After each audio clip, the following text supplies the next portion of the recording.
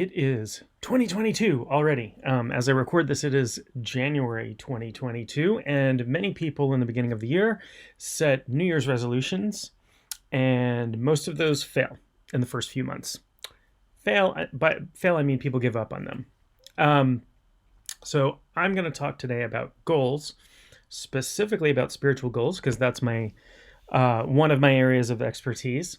My name is John Moore, and I am a shamanic teacher. That means I teach shamanism. I practice shamanism. I live in the state of Maine in the US. It is very cold here in January. I think it was -7 Fahrenheit when I got up this morning. I don't know what that is in Celsius. Maybe I should look that up.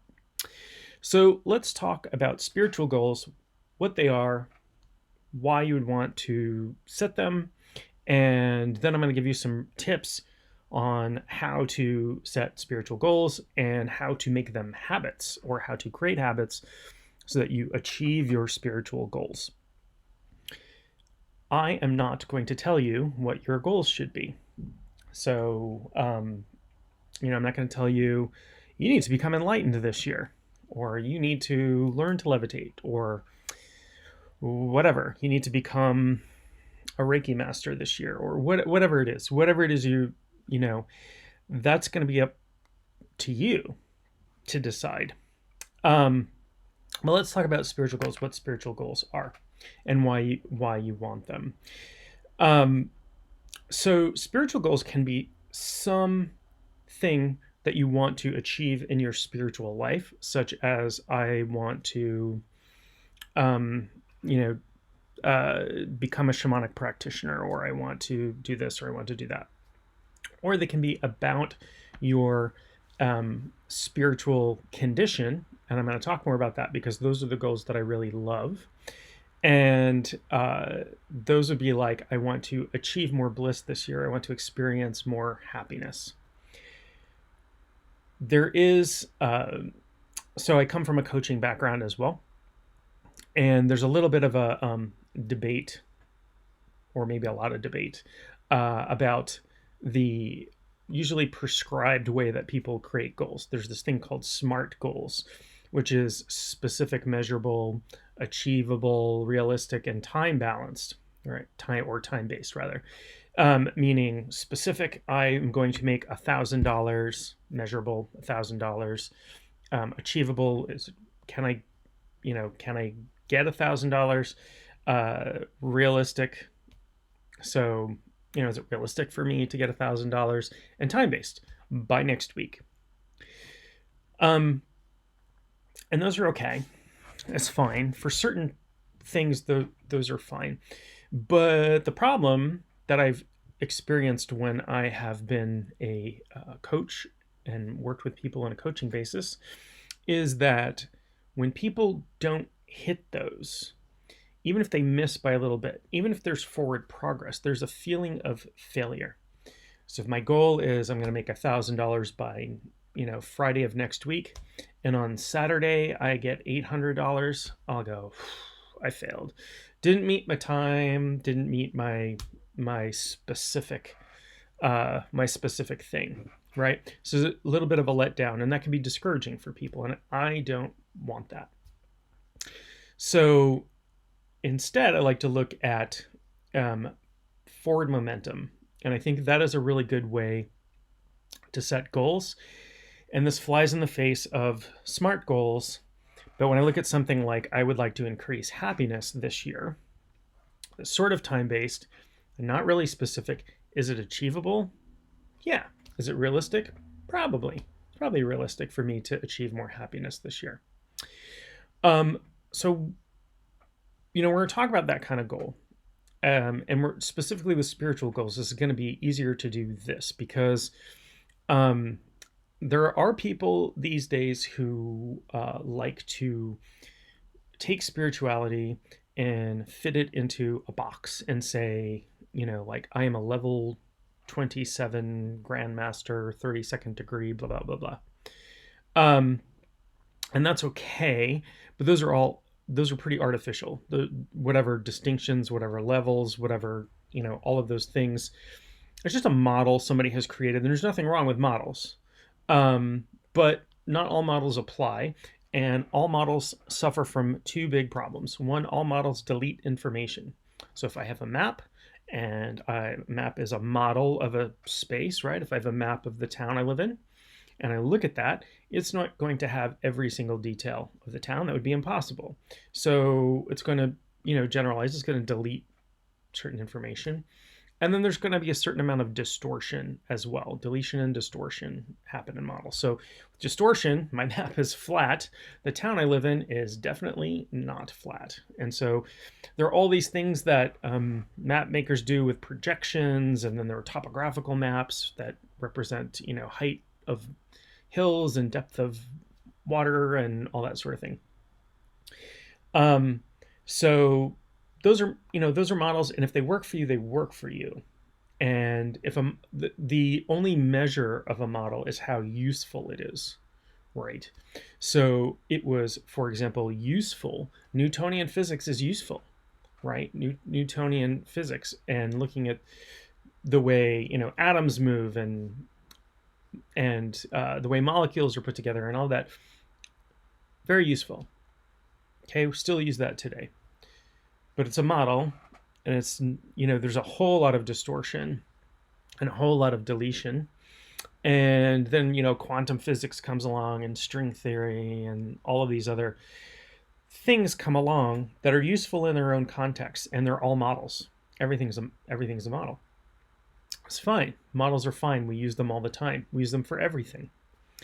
In fact, any sort of goal setting system is going to be a model, but we just have to understand and have the discrimination to look and see if the model we're using is it useful. Is it getting us to where we want to go? So if you want to set a spiritual goal, I am going to reach level 37 in whatever spiritual system I'm studying. Perfectly fine. I will not judge your goals. The only, the drawback to that sort of leveling, that sort of specificity is, again, if you don't hit that, what if you hit level 35 or 34? Then your progress might actually feel like failure. So how do we make progress feel like success? Is that we set goals around progress, around spiritual progress. I'm going to give you a method of setting goals, and there are many methods of setting goals. Probably an infinite. And again, these are models, right? So I'll give you a model of setting goals that has worked for me, particularly with spiritual endeavors. So what you can do is, for 2022, start with a large abstract goal. I want to experience more peace in my life in 2022. Write it down. That's a great goal. But, it may be too abstract. Like, how do we know, and how much, and for how long, and all of those things. So that's sort of an overarching theme. We'll call that a goal theme. Let's chunk that down a little bit. Let's make it smaller, and let's link it to behavior. Because the only thing in the end that you have control over, complete control over, is what you, and even that's debatable, is what you think and what you do. So let's chunk it down to behaviors. Okay, so if my goal is to feel more at peace, my overarching goal, my goal theme is to feel more at peace, what are some small behaviors, very small behaviors, that I could do to feel more at peace and, happier, or whatever the theme is? So I might say, okay, so I need to meditate more to do that. What is a really small goal that I can set for myself? Well, I could make it a goal to meditate at least 5 days a week. Is that something I could probably do? Probably. It's probably better if I pick something like that that's behavior based, if I do it every day. So if I set a goal, I want to meditate, I am going to meditate 7 days a week, every day, for a short period of time. That's a little bit more achievable. When I say short period of time, there's an important thing here. And I remember years ago, I decided I was going to do yoga and get healthy and stretch. And yoga is fantastic, and it is incredibly healthy, and it's also a spiritual practice and a physical practice, and there's lots of great things about it. Well, I decided that I was going to do an hour of yoga every single day, every day. It's a long time. So in order to do that, because I had a family and I had a job and I had, to take out the garbage and do groceries and everything else, I had to get up really early in the morning to do that. I had to get up at 5 in the morning. That may not be early for some of you. That's early for me. And do yoga for an hour. And my enthusiasm for that lasted a couple of months. And I felt great. I felt like I was getting taller from stretching my spine out, and lots of good effects from doing that. Fewer body aches, all kinds of stuff. But it waned. And why? Because there was one morning I got up, or I woke up at 5, and I don't know if I'd been up late the night before or something happened, or the kids were sick or something, but I just got up that morning and I'm like, no, I'm not going to do it today. I'm going to sleep in today. That was the end of that habit. So I studied martial arts for a really long period of time and taught for a couple of decades. And one of my teachers, my main teacher, used to say the hardest part of training in martial arts is getting in the car. Getting in the car and going, getting momentum going to go to work out every day or however many times a week you do. So we're overcoming inertia. We're overcoming our need for sleep. We're overcoming our need to do nothing, to stay the same. The body and mind is homeostatic, meaning it's trying to maintain balance, and stepping outside of our comfort zone can be hard. And I'm going to get to habits in a moment, how to make these little behaviors into habits. If they're good habits, you want to keep doing them. But let's look at smaller activities. So could you, for example, meditate for 5 minutes every day? Sure. I mean, I don't know anybody that couldn't carve 5 minutes out of their schedule every single day. And here's a real secret. I'm giving away all my coaching secrets today. Consistency is more important than volume in any endeavor. Meditating 5 minutes a day, every day for 2022 is better than meditating once for 10 hours. You'll get more benefit in the long run. You'll get more benefit out of it. And it's like that for anything. It's like that for exercise. It's like that for learning something. That consistency. Volume is not to say that volume doesn't have an effect. Sure, if I was able to meditate 8 hours a day every day, that I'm sure I would get fantastic results out of that. But it would have to be volume and consistent, right?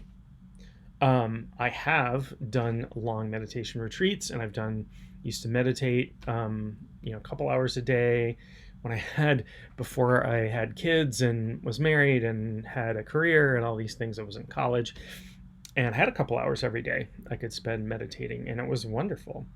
But then life happened, and that's just not feasible for me at this point. But can I meditate 5 minutes a day?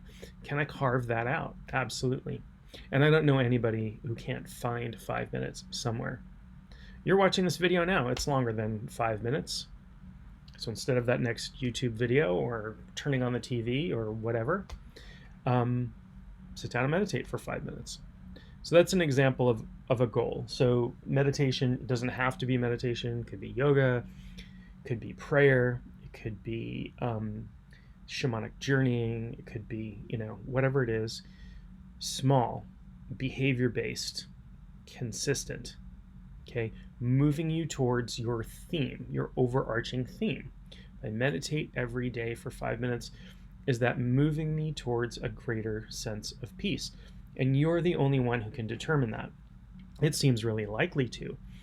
But if you find yourself, maybe there's maybe there are people out there, and I'm sure there are, who after a week of meditating find it agitates them every time they do it. Well, then it's not moving you towards your goal, and then it's time to drop that goal. Achieving the goal, the achievement, that's sort of extrinsic reward. The intrinsic reward is the internal value you get from that, the sense of peace. That's what you're going for. Okay. The other thing is that meditation is just really enjoyable. It's just really a great way to set up your day. And I'm talking about meditation. I'm using it as an example, but any of these activities that you do, um, bring health. They uplift you. They are, spiritually based. They help your development along. I want to talk a little bit about habits, because habits are important, and habits are part of the reason why New Year's resolutions fail. Most of them fail, and things like diets and exercise regimes don't get followed, and why I gave up doing yoga for an hour every single day. Habits, if you know what you're doing, habits aren't that hard to create. Good habits aren't that hard to create. But you gotta know how to do it. And I'm gonna give you 2 big secrets today on how to create good habits. I guess you could use this to create bad habits too, but I don't think that's a great idea. And humans are, we're habit making machines. We're pattern making machines. We like to do things in repetitive ways, and it's how we learn.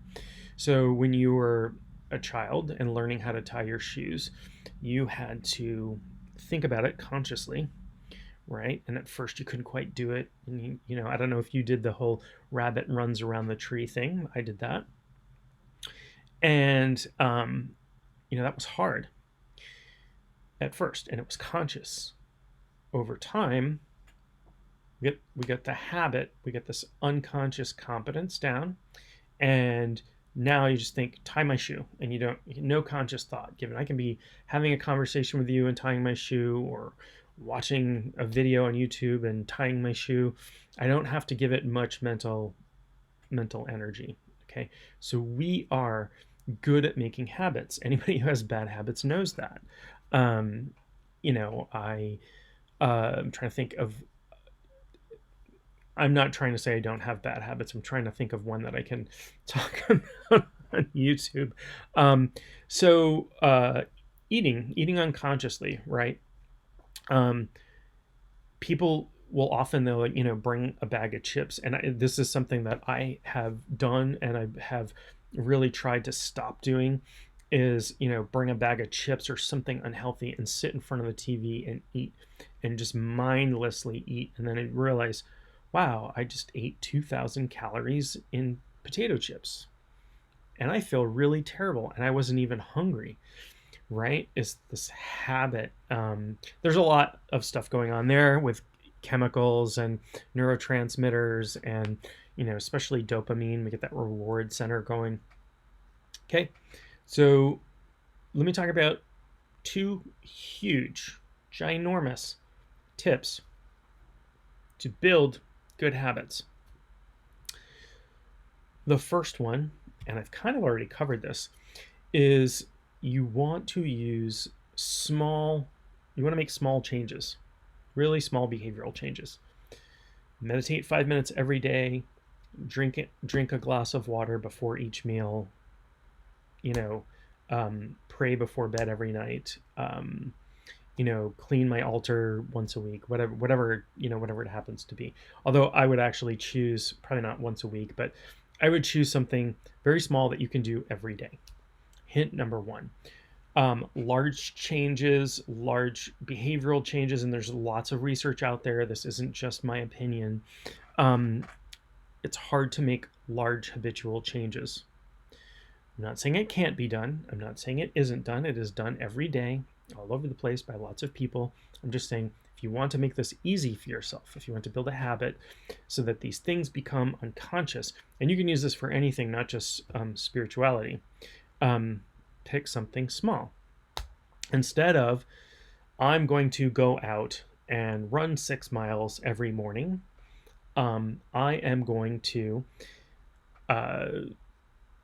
go out and, walk around the block every morning. And then over time, you can adjust the goal to make it bigger, bigger and bigger, right? And I'm going to give you a bonus tip at the end. So I'm giving you my 2 biggest tips, and then I'm going to give you a bonus tip at the end. This is a big one. This is huge. You ready for this? Besides the small changes, the second big tip is to link the new habit to other habits. Take advantage of habits you've already built and link it to link this new behavior to other habits. I will give you some examples. If my goal is to meditate 5 minutes every day, I might say, okay, what do I do every single day without fail that I could link a 5-minute activity to? And that might be brushing my teeth. That's a good example, right? I brush my teeth twice a day, which is good. Have good dental hygiene. It's a good habit to have. So I brush my teeth twice every day. So maybe I link meditation with brushing my teeth at night or in the morning, whatever. But I say every time I brush my teeth at night, I immediately go sit on my pillow, close my eyes for 5 minutes and meditate. It will be, and again, there's research that shows this is true, it will be much easier to build a habit to achieve your goal over time.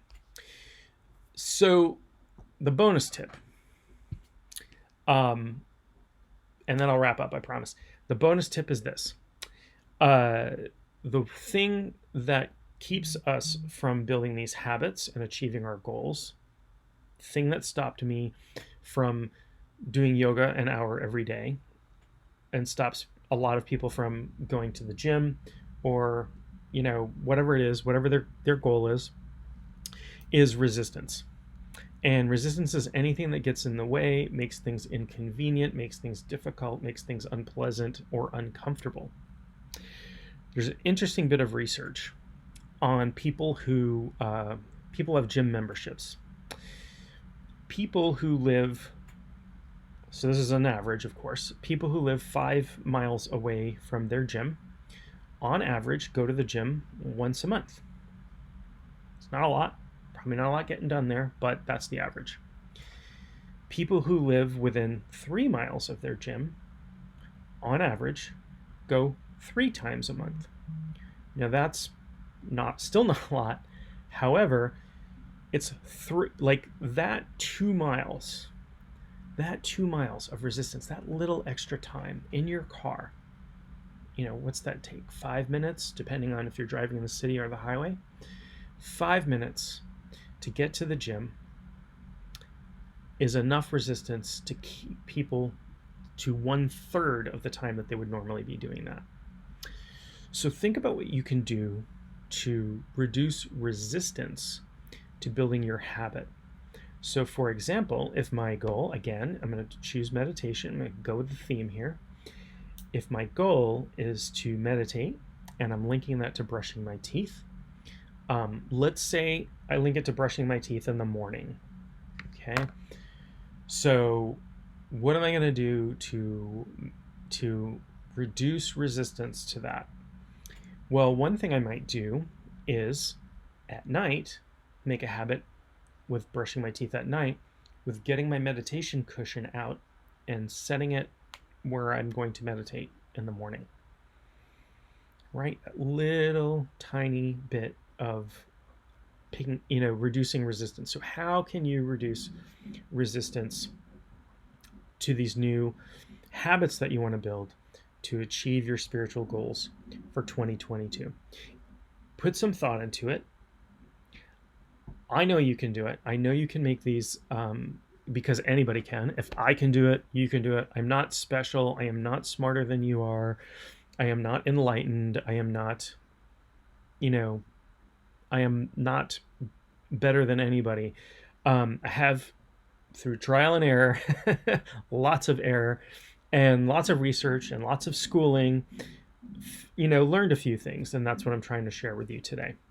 So think about your goals, follow the steps I gave you, set good goals that you can achieve, positive momentum, and then create habits out of them. And your life can turn into something amazing. Your life can turn into something that you haven't even that you wouldn't even expect, even by making really, really tiny changes, because they snowball over time. I hope this has been helpful. So please subscribe to my channel, and I will talk to you real soon.